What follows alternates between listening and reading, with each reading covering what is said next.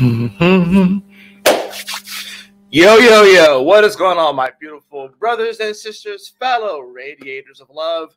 My name is Jamal Pope, aka J Phoenix, and this is going to be your astrology forecast for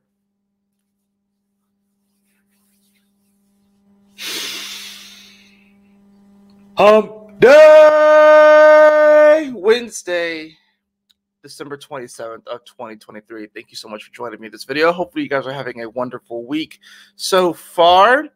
Let's go ahead and hop into the astrological transfer today so you can be better prepared to navigate these celestial energies. Well, we do have a couple of interesting things going on today. Well, we do have the sun here in Capricorn at 5 degrees, going to make its exact trine to Jupiter today. So very beautiful, harmonious energy right here.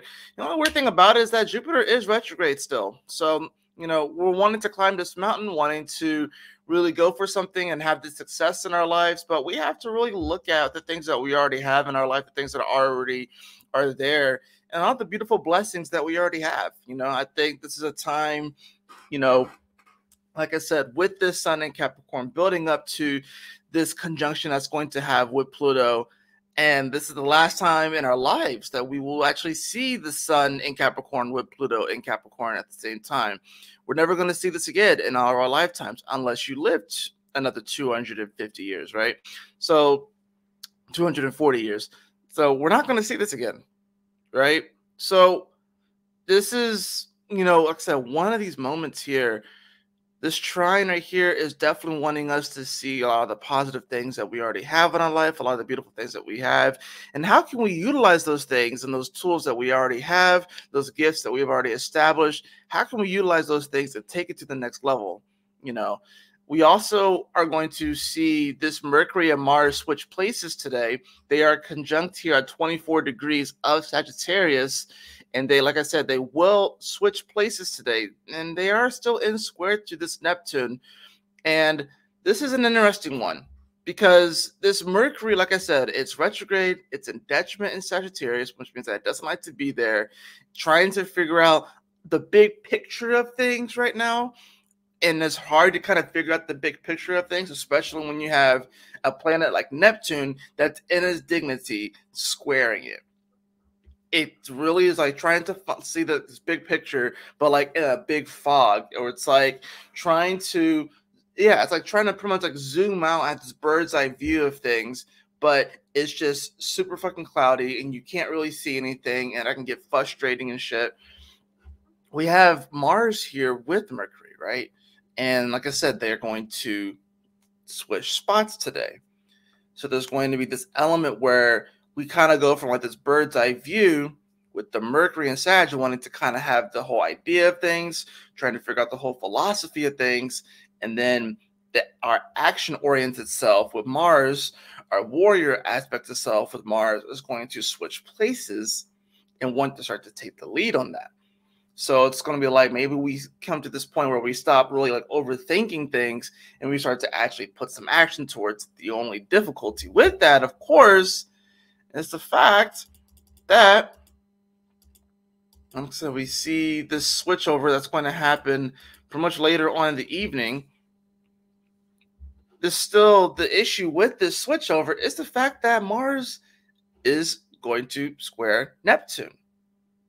So it's like we get to this point later on in the day where it's like, okay, I'm going to take some action. I may not necessarily have the full scope of things, the full idea of things, but I'm going to still take some action. And immediately when we kind of are getting ourselves gassed up and getting ready to actually do something, bam, Mars squares Neptune. Bam, we get that challenging aspect. Bam, we get that whole like, okay, well, are you still operating within a delusion? Are you still operating within a fantasy? Are you still operating within a perception that you have based off of things that might have happened to you in the past? Are you still operating out of a belief that is no longer serving you? And that's going to be the tricky part about this. This moon coming off of the full moon energy, right? It's going to be at 18 degrees of Cancer by the time that this happens. And we will see it sextile Uranus. We'll see it coming into A square with the nodes. It already squared Chiron. Chiron, which is now direct, mind you. Chiron went direct late Tuesday evening. So now we do have Chiron direct. We had all these planets that went retrograde, including and Chiron, right? So now we are down to Jupiter, Uranus, and Mercury. And we are only about 4 or 5 days out from Mercury coming direct and Jupiter coming direct. So we are kind of like in this interesting middle period where it's like I said, in several videos ago, how it kind of feels like we are gaining speed, if you will.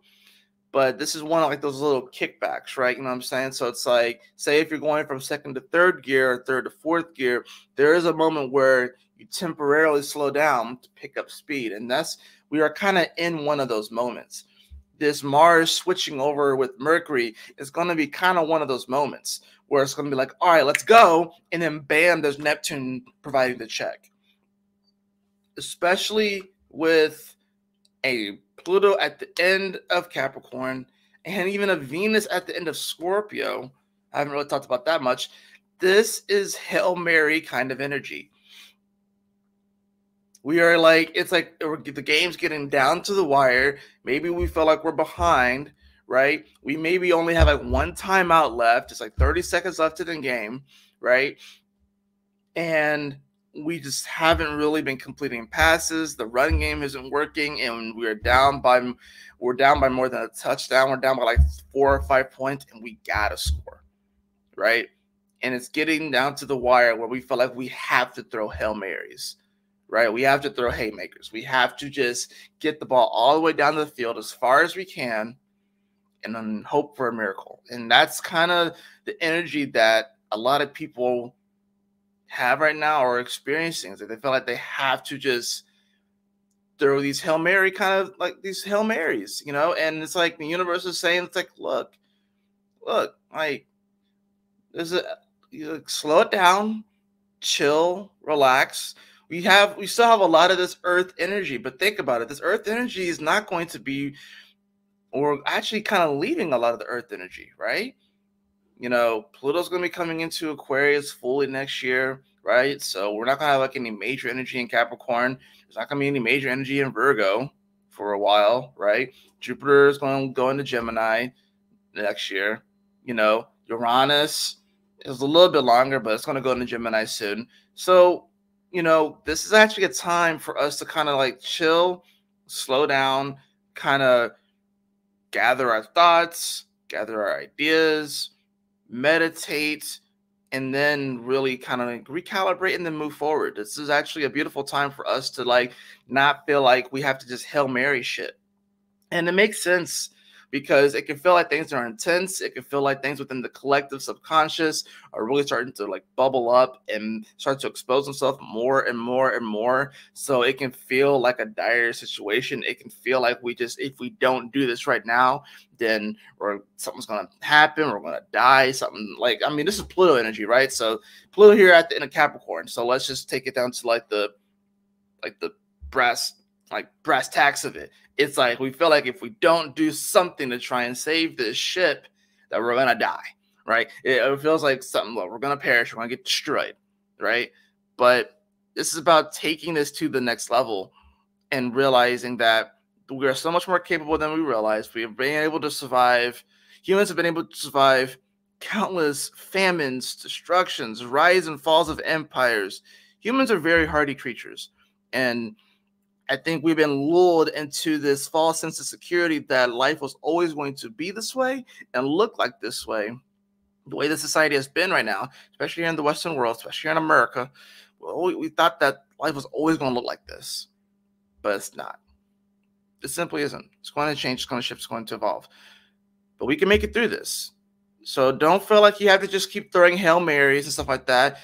This isn't the Super Bowl, right? This isn't the playoffs, right? This is like a regular season game. Believe it or not, this is like a regular season game. Maybe it's an important game. Maybe you're playing against your rival, right? Maybe it's a divisional opponent, right?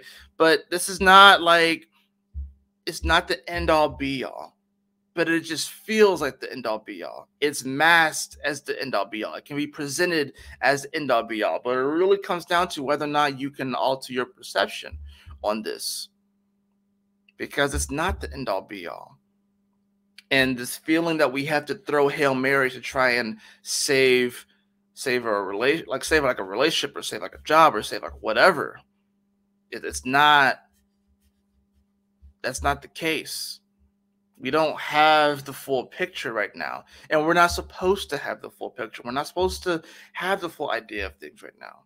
This is a great opportunity for us to, you know, when Mercury retrograde, the positive thing with the Mercury retrograde in Sag is that normally Mercury Sag is super interested in philosophy and information and all that sort of stuff.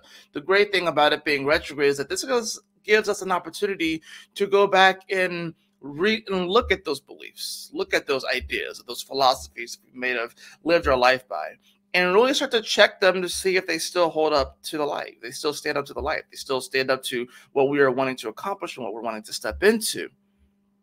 That's the beautiful part about this, right? And it's heading towards squaring the nodes, which it will square the nodes before it actually comes direct. So Mercury's moving really fast backwards. Mercury's moving like what? It's retrograding at about 1 degree a day, right? Now, what's interesting too, I just saw this, that the moon is out of bounds and Mars is slightly out of bounds too. So the moon here in Cancer said out of bounds, so emotionally we're going to be kind of feeling off. And then Mars, when it switches over with Mercury, it's slightly out of bounds, which is why I'm saying that, like, you don't necessarily need to throw this Hail Mary of a pass in your life to try and win the game or save the game and stuff like that. This is probably not necessarily, like I said, the biggest game anyways. This is not a playoff game. This is not the Super Bowl. This is a regular season game. And if you happen to lose this game, you go back, you watch the film, or you throw that film away and say, fuck it, and you move on to the next one, right? So do your best not to, like, stress out too much today. Do your best not to, like, try and overthink things today. And don't take any, like, radical rash action just because Mars moves in front of Mercury. Because, like I said, it still has to square Neptune. So it's not going to have the full idea, the full picture, right? Maybe taking some action towards a goal that you have, but not necessarily anything that's going to be super radical based off of a belief or an idea or a perception or a philosophy that's being recalibrated anyways with Mercury retrograde here.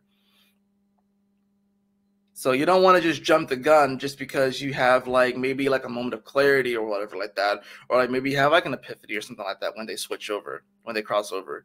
But you don't want to just be like, just jump the gun and be like too, like, angsty about it. I feel like this crossover is going to be pretty interesting, especially as they are still in square to Neptune. But like I said, we got to remember the sun trining over to Jupiter, the beautiful gifts and blessings that we already have in our life. And now that Chiron is moving forward, this is a moment, like I said, we're playing the whole victim role anyways, especially when it comes to self, isn't going to have as much currency as it did when Chiron was retrograde. So, because this is about, learning from our mistakes, learning from our wounds, and, being a teacher in that aspect, if you will. Because Chiron is a teacher, right? And you realizing that our past, those woundings or whatever like that, the traumas, they're there to teach us. They're not there for us to take them and lord them over other people and say that I have all of these different things about me and all these different minds and tripwires like that, and you have to cater to all of these different things in order to make me feel better. I'm like, no, you have to do the work yourself, buddy. It's not up to other people to just walk around you and tiptoe around you because of insert this thing happened, this thing happened, and that thing happened. We all have something. We all have a past. We all have karma. We all have past lives, right? We all have a subconscious. We all got something, right? And you know what? Maybe in this life, some people will have more of something than other people. So we all have past lives. We all have done shit, right? We all have committed atrocities, be it in this life or past lives. So it's not about that. It's about how can we move forward as a collective? How can we heal the collective human shadow, the collective human subconscious, and really move forward into this new age of Aquarius? And really become a united unit and reunite ourselves with our galactic family. That's the ultimate goal, is reuniting with the galactic family. But right now, we're still in the sandbox. Right now, we're still kind of quarantined to the cul-de-sac that is the Earth, because we can't seem to get our shit together. But I believe that we will. But it's going to require some time, hard work, effort, blood, sweat, tears, a lot of humility, a lot of forgiveness, and just realizing that we're all just one human race. So that is, let's go ahead and get into the cards. Let's go ahead and get into these cards for today.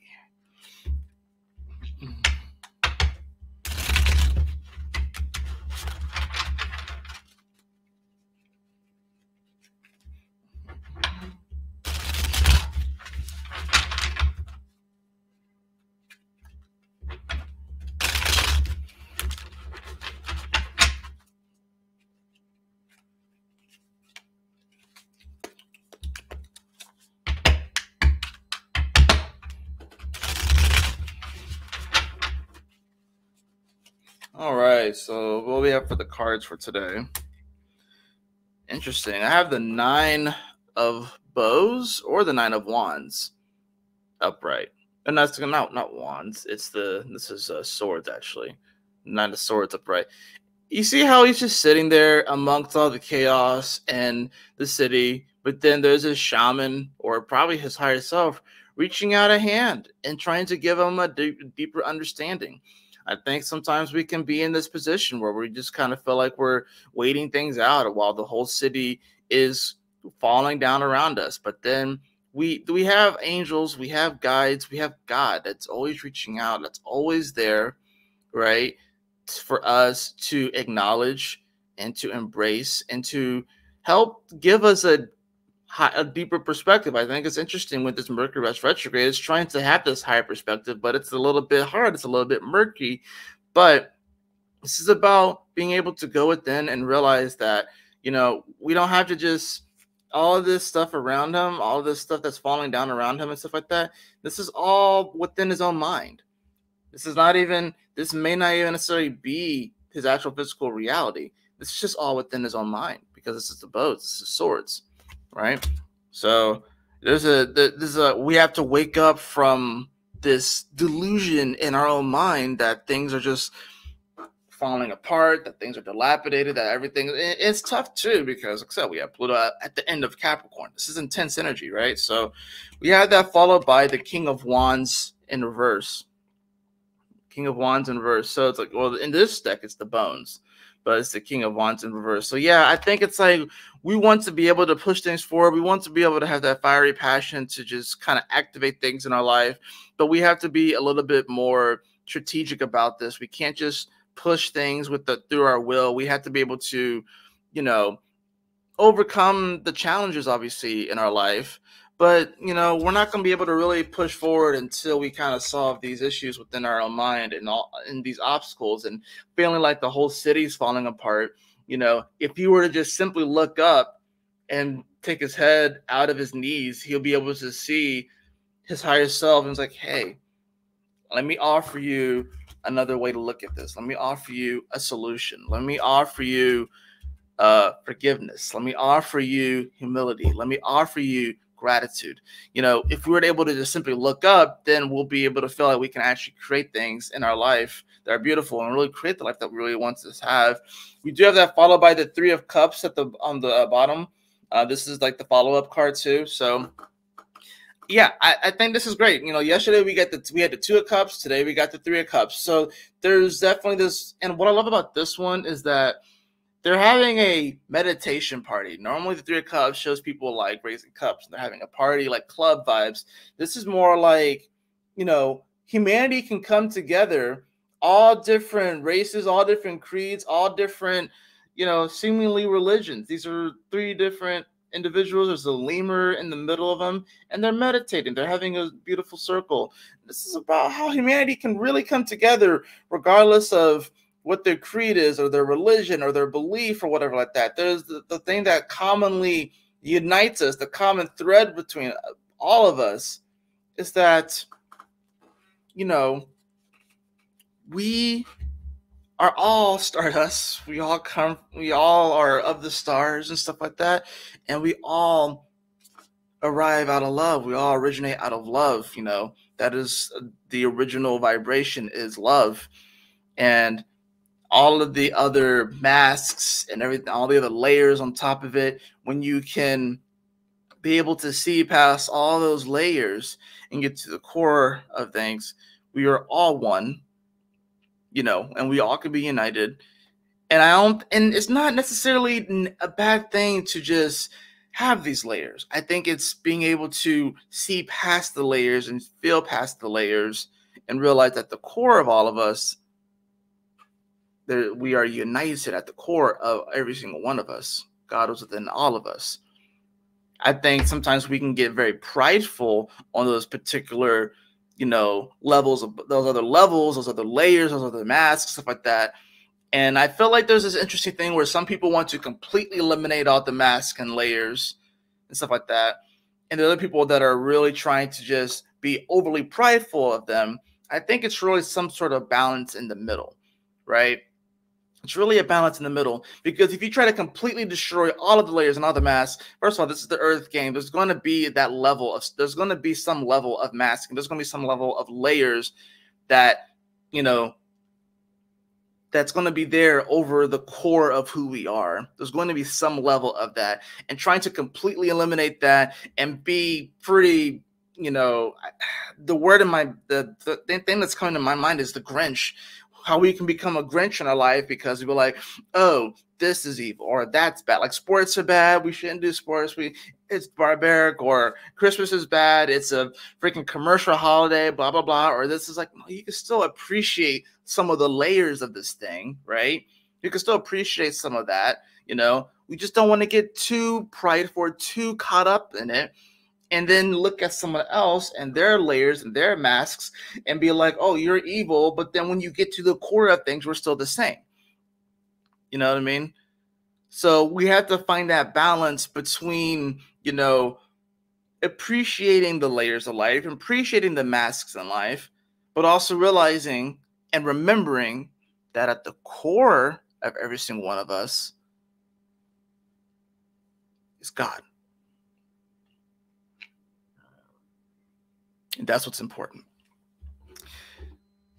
And no matter who you are, where you come from, the creed, religion, you can come together and you can find that peace, you can find that harmony, and you can connect. And that's what's more. This right here is intimacy right here. That's intimacy, right? And it's a beautiful thing. That is going to do it for your astrology forecast for this hump day, Wednesday, December 27th of 2023. I hope that you all enjoyed it. If you did, please like, share, and subscribe. I definitely appreciate it. If you'd like to have a personal reading with me, beloved, you can follow the link in the description below to my website, jphoenix.com. Be sure to check out my January astrology overview. That link to that video will also be in the description below. And besides that, y'all take care, stay blessed, have a wonderful Wednesday. I will see you all on the next astrology forecast. Peace.